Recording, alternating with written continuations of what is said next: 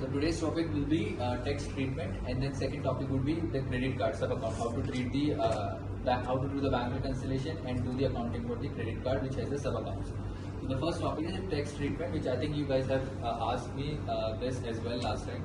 So US has a different type of entities that you can create. There are several different type of entities actually. One would be C Corp, S Corp, LLC, partnership. So there are different ways you can register yourself. A lot of entities actually register themselves based on their domicile.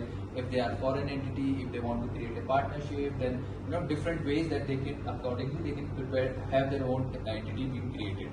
So here what we are going to understand is how each entity will be taxed from IRS's point of view and how it will impact the way that we do the accounting of the taxes that we pay from that company. Okay. So the first example is let's say we are doing the accounting for an S Corp. So what is S Corp? S Corp is actually a pass-through entity. What is pass-through entity? It means that whatever the profit or losses that we are earning from that company will not be taxed in the hands of the company. It will be passed through the owner. And then a lot of owners structure this because they want to save some taxes on it. Now, the S Corp comes with a condition that you need to pay, the owner needs to pay himself a reasonable salary.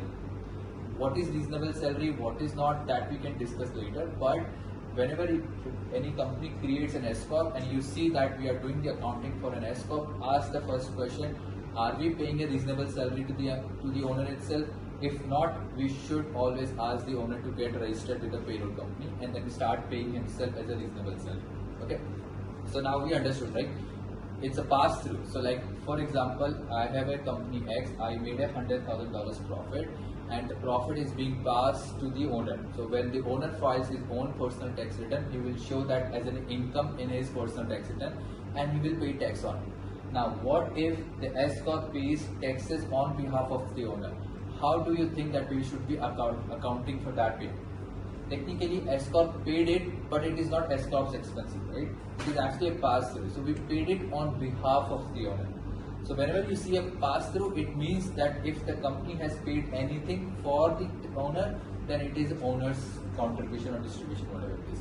So when we see taxes paid by an S Corp for the owner or for the company, even if it is not applicable, but the client will say, oh, we paid taxes for the company, which is incorrect statement, but still we will show that as an owner distribution always.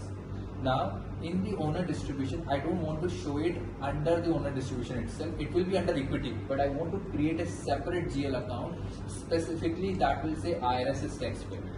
And why it is necessary? Because when we create the tax return for the company, then the CPA or whosoever is filing the tax return, it becomes easier for them to know how much taxes that we have paid already for 2025. For example, if they are doing the tax returns for 2025, right?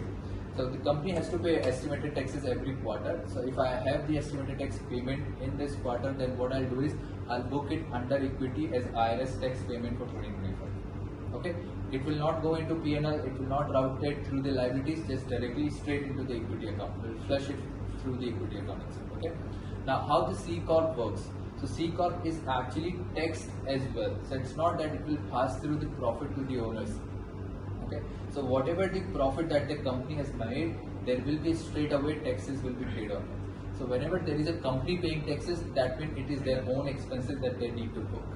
Okay. So in C Corp or this Inc., which is incorporation, whenever you see those type of entities, then you need to know that all the expenses that you are paying as for the federal or for the state will be routed through the P&L and the liability. So the entry that will be booked is tax expense account debit to tax liability, and then when you make the payment, tax liability account debit to bank. Clear? Now there is an interesting treatment for the C Corp or Inc. specifically. So what happens? The question should be is what happens if the owner actually takes the money out of the C Corp? Now understand that because the C Corp is already taxed for whatever the profit they made, so whatever the cash they have in their bank account is already being taxed, right? Because they pay taxes on it for all the profit they have created. So now if the owner tries to get the money out of the bank, out of the entity's account, what will happen to that account, to that amount that they have actually drawn? So if they actually draw the money, which is basically is equal to the amount that they have contributed, it's fine. You can show it as a distribution, but there is a limit in the IRS that actually allows you to specify how much amount you can draw every year. So it is not that you can draw as much as you want unless it is not going above your contribution. So there is certain limit, certain threshold, and the different way to calculate it. But let's say if you draw the money which is more than your original invested amount, then you will actually end up paying a dividend distribution tax on that. Okay, so that's why it's called, whenever you create a C corp, there are double taxation, because you are actually paid taxes at the company level, and then when the money is moved out of the company's bank account to your personal account, you are paying a dividend tax as well. Okay, then there is third type of entity, which is called LLC. That can have a single member LLC, multi-member LLC, but those are basically a C corp or S corp. So they have to choose an option between these two. So whether they can go for the C corp, they can go for the S corp. If it is an S corp, again they pass through. If it is C corp, entity level taxes. So the taxes will be booked into the company itself. Okay, good. And then also the C corp, then it will be routed through the P&L liabilities, and then accordingly adjustment will be made. Okay, so that's a different ways of doing the accounting. We'll go to the next session, tax treatment. I think this is covered. Anyone has any questions? We can cover in the last section as well.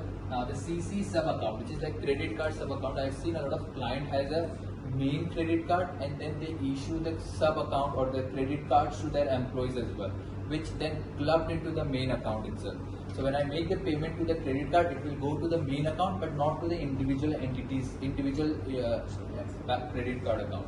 So for example, I have a company and I have 5 employees who are going out and making expenses. So I'll issue them a sub account that they can use to pay for all these expenses. But whenever I get a statement, I'll get one single credit card statement that will have these 5 different sub accounts in it.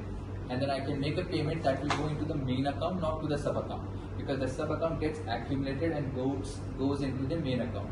Now, when you do the bank reconciliation or credit card reconciliation in QuickBooks, you need to make sure that you are actually setting those sub account very specifically as a sub GL account to the main account. So for example, I have a Chase credit card, and they have credit card 1, 2, 3, 4 and 5. If I add all of them as a main GL account, then you won't be able to actually do the reconciliation, because the credit card statement that you will get will not show the opening and closing for each one of them separately.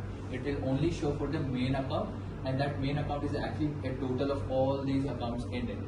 Okay? So whenever you have these kind of scenario, make sure that either you set the Chase credit card as a main account first and then create the sub account.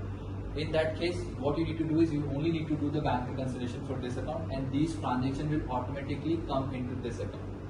For example, that you forgot to actually do the sub account, and you see that that account is not able to move it as a sub account for all those sub credit cards, then you can still do one thing is, whatever the transactions that you did in all these 5 accounts, do a single journal entry and move everything to the main account. Then you will be able to do the bank reconciliation. But that is not the ideal way to do it, because then you will be actually totaling all the transactions, putting into a journal entry and move it. And then credit card also has the tendency to not include certain transaction which is related, which is on the last day of the statement. So then you will end up figuring out which transaction you need to exclude. So the best way is to make sure that you have this main account sub account concept. Okay, understood? And I think, I think that's covered everything.